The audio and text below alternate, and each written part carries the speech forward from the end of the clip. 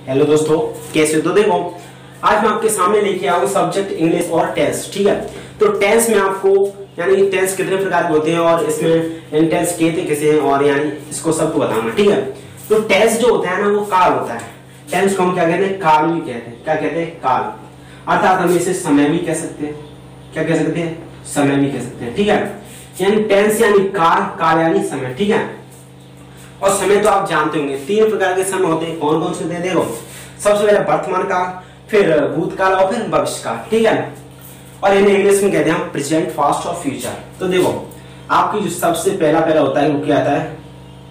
PRESENT यानी present tense. ठीक है, प्रेजेंट टेंस यानी इसे हम वर्तमान काल कहते हैं। क्या कहते हैं? वर्तमान काल। दूसरा होता है आपका पास्ट टेंस। क्या होता है? पास्ट टेंस, जिसे हम भूतकाल कहते हैं। क्या कहते हैं? भूतकाल। ठीक है, और तीसरा जो होता है आपका फ्यूचर, FUTURE। ठीक है ना, फ्यूचर टेंस। और फ्यूचर टेंस होता है वो होता है भविष्य काल। क्या होता है? भविष्य काल। ठीक है, तो देखो, टेंस के तीन प्रकार होते हैं। ठीक है ना, तीन प्रकार कौन कौन से होते हैं? प्रेजेंट, पास्ट और फ्यूचर। प्रेजेंट जो होता है वो वर्तमान काल, पास्ट होता है वो भूतकाल और फ्यूचर जो होता है भविष्य काल। ठीक है, ये आपके तीन प्रकार के टेंस होते हैं।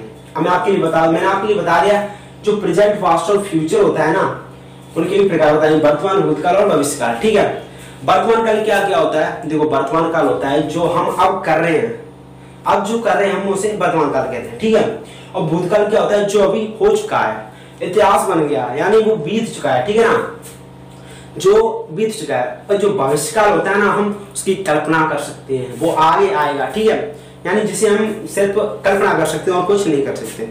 ठीक है, तो होता है भविष्य काल। अब इन तीनों टेंसों के भी चार चार शाखाएं होती हैं। कितनी? चार चार शाखाएं होती हैं। अब चार चार शाखाएं कौन कौन सी होती हैं उनको देखो। सबसे पहले मैं आपके लिए प्रेजेंट टेंस की शाखा लिखा दूं। ठीक है ना, तो देखो, सबसे पहले मैं आपको नंबर 1 प्रेजेंट टेंस की शाखा है। तो देखो, पहली ए हमारी सिंपल प्रेजेंट,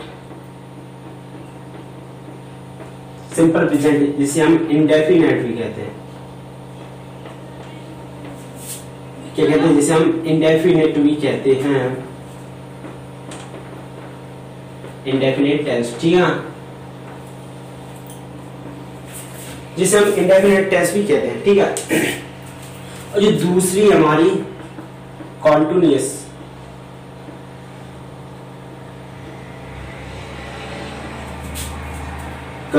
टेंस,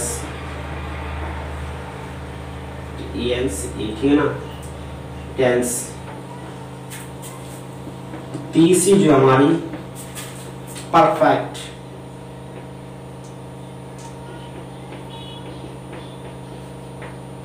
टेंस। ठीक है ना,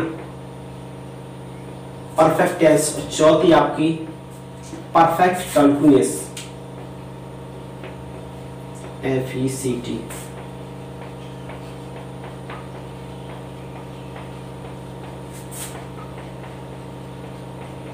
तो देखो,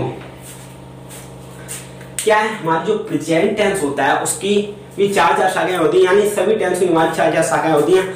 और सबसे पहले मैं आपके लिए बता रहा हूँ प्रेजेंट टेंस की शाखा, यानी वर्तमान काल की। ठीक है, तो सबसे पहली शाखा है सिंपल प्रेजेंट, जिसे हम इंडेफिनिट टेंस भी कहते हैं। ठीक है, और सिंपल प्रेजेंट किसे कहते हैं? सिंपल प्रेजेंट में ऐसे वाक्य आते हैं जिसका कोई समय निर्धारित नहीं होता। ठीक है, अभी मैं आपके लिए कराऊंगा, फिर उनको देखना। ठीक है, तो सिंपल प्रेजेंट में क्या होता है? ऐसे वाक्य आते हैं जिसमें कोई समय का पता नहीं होता है, कब से शुरू हुआ और कब खत्म होगा। ठीक है, इसमें ऐसे वाक्य आते हैं। अब कंटिन्यूअस में क्या होता है? कंटिन्यूअस हमेशा जारी रहने का कार्य करता है। ठीक है, कैसे कार्य करता है? जारी रहने का। अर्थात मैं कहना चाहता हूं कि जो चले, कंटिन्यूअस चलता रहे। ठीक है ना, और परफेक्ट जो होता है, परफेक्ट यानी हो चुका है।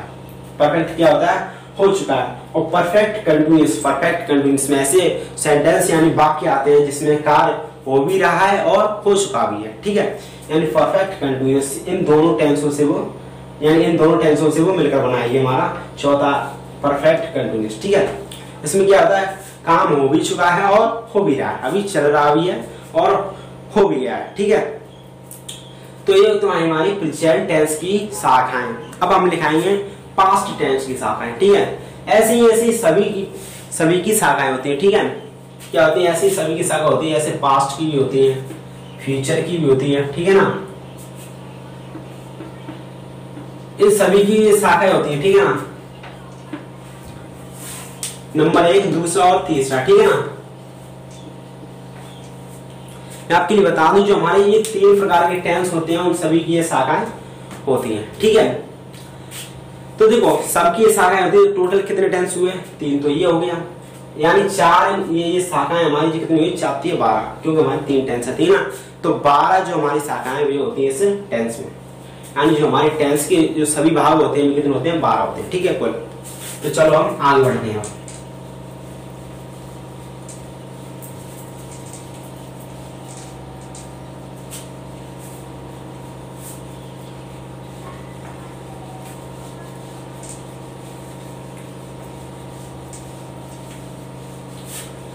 तो देखो सबसे पहला टेंस मैं करूंगा आपके लिए, कौन सा है, प्रेजेंट टेंस। ठीक है ना, प्रेजेंट टेंस सबसे पहला, और इसकी जो सबसे पहली शाखा है जो हमारी कौन सी है, सिंपल प्रेजेंट। सिंपल प्रेजेंट, ठीक है ना, simple present tense. Simple present tense में क्या होता है, देखो तो सिंपल प्रेजेंट टेंस लिया मैंने आपके लिए, यानी प्रेजेंट इंडेफिनिट टेंस, और उसमें भी क्या होते हैं, ये हमारे होते हैं यानी 4 प्रकार के सेंटेंस होते हैं, यानी वाक्य होते हैं। कौन से, अफर्मेटिव, ठीक है ना, पहला, दूसरा नेगेटिव, तीसरा इंटरोगेटिव और चौथा नेगेटिव इंटरोगेटिव। ठीक है, तो देखो सबसे पहले मैं आपके लिए बता दूं अफर्मेटिव सेंटेंस क्या होते हैं। ठीक है ना, तो अफर्मेटिव क्या होते हैं,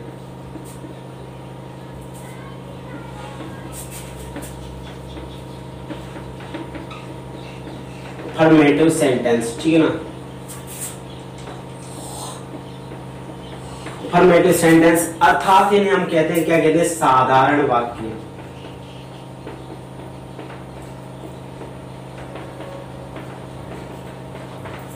ठीक है, अफर्मेटिव सेंटेंस अर्थात ये होते हमारे साधारण वाक्य। साधारण वाक्यों में क्या होता है, जो हमारी, यानी देखो इसमें 2 चीज सिर्फ याद करनी है आपको टेंस में। सबसे पहले आपको क्या करनी है, हेल्पिंग वर्ब। हेल्पिंग वर्ब क्या होती है, हेल्पिंग वर्ब होती है आपकी, हेल्पिंग वर्ब इसमें नहीं होती, इसमें होती तो है परंतु अफर्मेटिव सेंटेंस में नहीं रहती, जबकि हम अफर्मेटिव सेंटेंस की बात कर रहे हैं। ठीक है, तो इसमें क्या है, हेल्पिंग वर्ब नहीं होती, क्या होती है, इसमें लगती है मेन वर्ब की फर्स्ट फॉर्म में। मेन वर्ब की फर्स्ट फॉर्म में क्या लगती है, फर्स्ट फॉर्म में लगती है हमारी एस व ई एस। ठीक है, एस ई एस एल से लग जाती। ठीक है, अब कहोगे ऐसे ही कैसे लगती है, देखो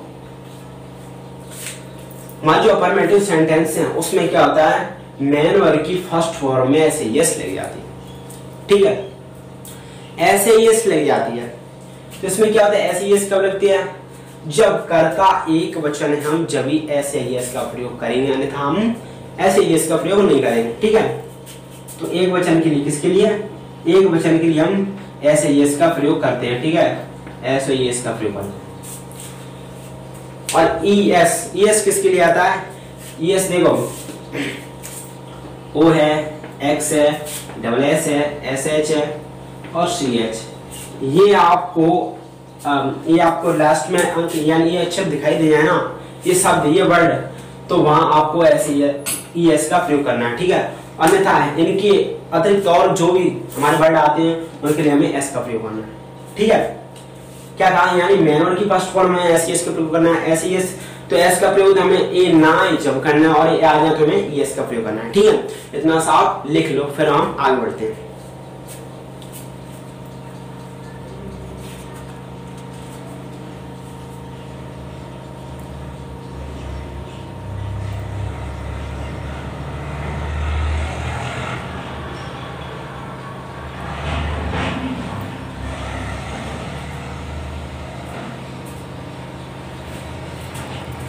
तो चलो आगे बढ़ते हैं। ठीक है ना,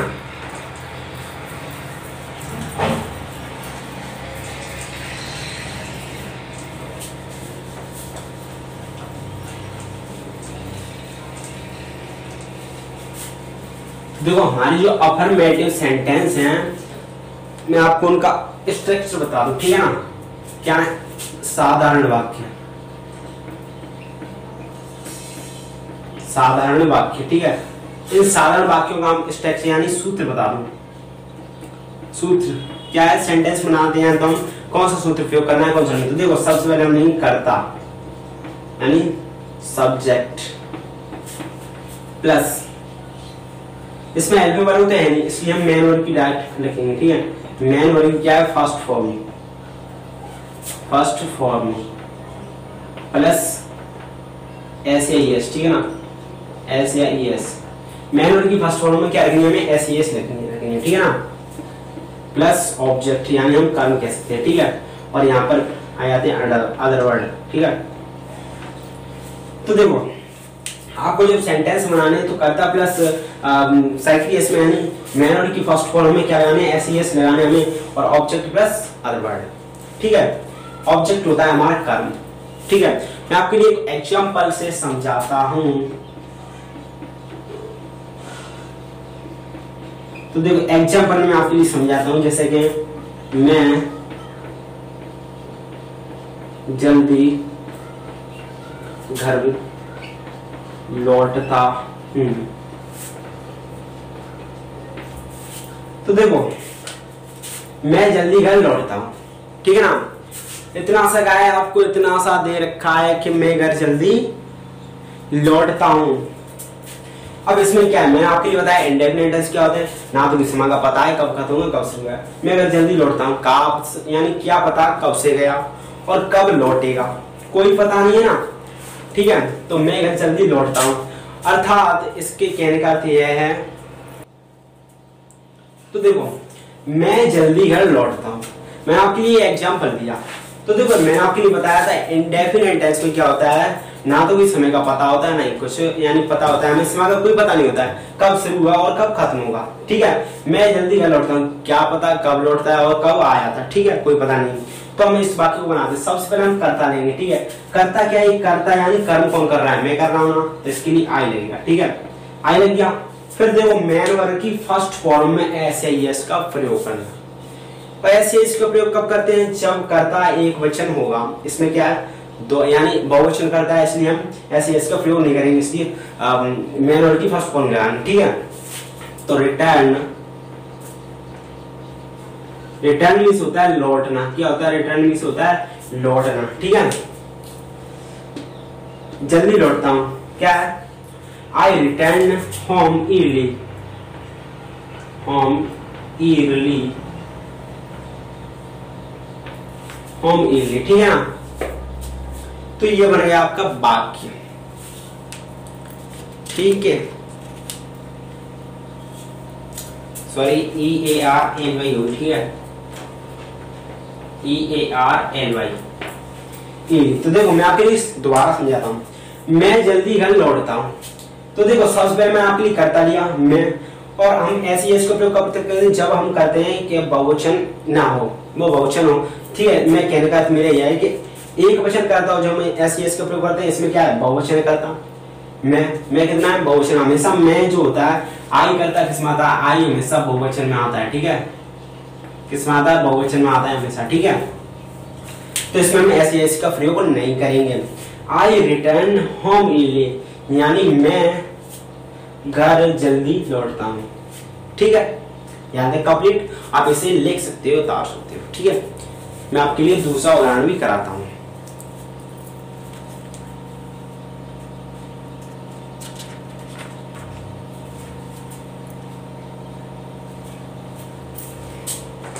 तो देखो मैं अब दोबारा यानी एक दूसरा उदाहरण और करता हूं, ठीक है।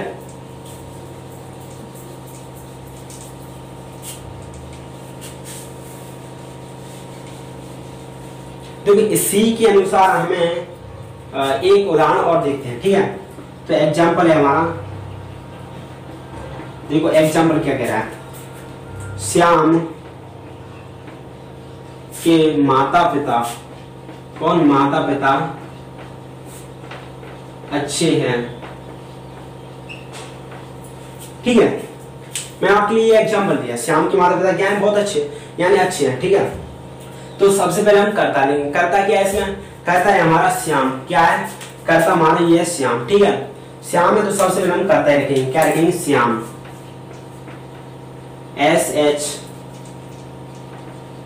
SHYAM, श्याम।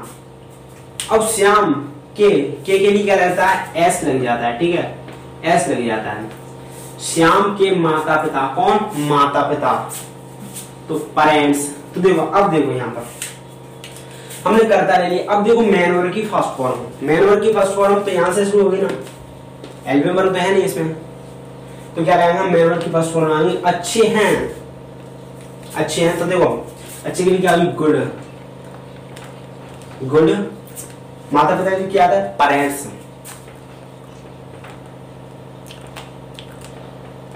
क्या है? पेरेंट्स, पेरेंट्स मींस माता पिता, ठीक है। तो ये हो गया आपका एग्जाम्पल, ठीक है। श्याम के कौन? माता पिता अच्छे हैं, ठीक है।